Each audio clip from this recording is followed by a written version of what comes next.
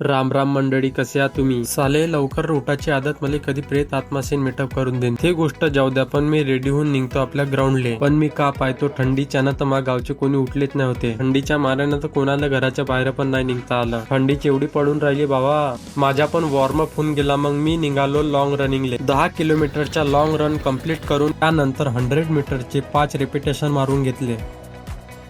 त्या पूर्ण repetition complete करून निघालो आपल्या घरी. मग मी ना घरी येऊन बनवलं आपली गुळाची चाय आणि मी ना 20 बिस्किट खाल्ला. त्याच्या बाद थंड पाण्याने थंडीमध्ये आंघोळ करून टाकला. त्याच्या बाद माझ्या माताश्रीने मला म्हणलं की तू बिल भरून ये. मग मी निघालो बिल भराले. भरून झाला ना, घरी गेल्यावर मस्त मी आपला झोपून गेलो.